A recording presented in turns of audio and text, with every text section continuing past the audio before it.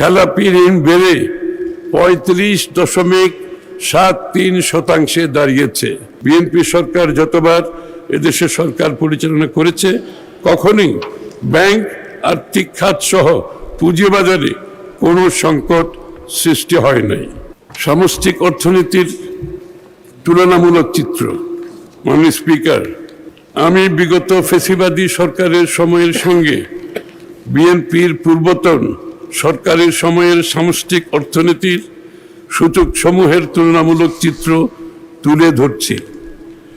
2005-06 অর্থবছরে জিডিপির প্রবৃদ্ধি অর্জিত হয়েছিল 6.78%। আবার রিপিট করছি আমি, 2005-06 অর্থবছরে জিডিপির প্রবৃদ্ধি অর্জিত হয়েছিল 6.78%, কিন্তু পরবর্তীতে পতিত সরকারের সময়ে 23-24 অর্থবছরে তা 4.22% এবং 24-25 অর্থবছরে 3.49% নেমে এসেছে। মাননীয় স্পিকার, 6.78 থেকে 3.49% নেমে এসেছে। 2005-06 সময়ে সাধারণ মূল্যস্ফীতি ছিল 7.17%, যা বেড়ে 24 সালের জুলাই মাসে 11.66% পৌঁছায়, অর্থাৎ 7% থেকে 11% পৌঁছে গেছে। সম্পদের অসম বন্টন ব্যবস্থা, সুশাসনের অভাব, দুর্নীতির কারণে অর্থনৈতিক বৈষম্য বেড়েছে। 2005 সালে আয়ভিত্তিক গিনি কোএফিসিয়েন্ট ছিল 0.467, যা বৃদ্ধি পেয়ে 2022 সালের সর্বশেষ জরিপ অনুযায়ী 0.499 এ পৌঁছেছে।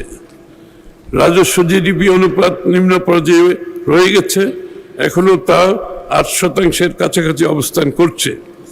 কর জিডিপি অনুপাত 6.8%, যা দক্ষিণ এশিয়ার মধ্যে সর্বনিম্ন। 2005 সালের ডিসেম্বরে সামগ্রিক ব্যাংকিং খাতে খেলাপি ঋণের হার ছিল 13.6%। পক্ষান্তরে 2025-26 অর্থবছরে প্রথম প্রান্তিকে খেলাপি ঋণ বেড়ে 35.73% দাঁড়িয়েছে, যার পরিমাণ প্রায় 6,44,000 কোটি টাকা। মানে স্পিকার, লক্ষ্য করুন, 13% থেকে ঋণ খেলাপি, বিএনপি 13% সময়ের থেকে ঋণ খেলাপি এসে দাঁড়িয়েছে 35%। 2005 সালে সামগ্রিক ব্যাংকিং খাতে মূলধন পর্যাপ্ততা, ক্যাপিটাল অ্যাডিকুয়েসি রেশিও ছিল 7.3%। 2025 সালের শেষে ঋণাত্মক, অর্থাৎ -2.64% নেমে এসেছে। 7.3 থেকে -2.64% নেমে এসেছে। 2005-06 অর্থবছরের বেসরকারি খাতে ঋণের প্রবৃদ্ধি 18.3% থেকে অনেক কমে 2024-25 এ 6.5% নেমে এসেছে। লুটপাট, অব্যবস্থাপনা, স্ক্যাম, ভুল নীতি গ্রহণের মাধ্যমে পুঁজিবাজারকে সম্পূর্ণ ধ্বংস এবং এর উপর বিনিয়োগকারীদের আস্থা পুরোপুরি নষ্ট হয়েছে। বিএনপি সরকার যতবার এদেশে সরকার পরিচালনা করেছে কখনোই ব্যাংক, আর্থিক খাত সহ পুঁজিবাজারে কোনো সংকট সৃষ্টি হয় নাই। 2006 সালের বৈদেশিক ঋণ ছিল 1,30,000, অর্থাৎ বিএনপির সময় 1,30,000 বৈদেশিক ঋণ ছিল, 1,30,000 কোটি টাকা, যা 2024 সালে প্রায় 6.5 গুণ বেড়ে 8,12,000 কোটি টাকা হয়েছে। মানে স্পিকার, 1,30,000 কোটি টাকা থেকে 8,12,000 কোটি টাকা বর্তমানে বাংলাদেশের ঋণ হয়েছে।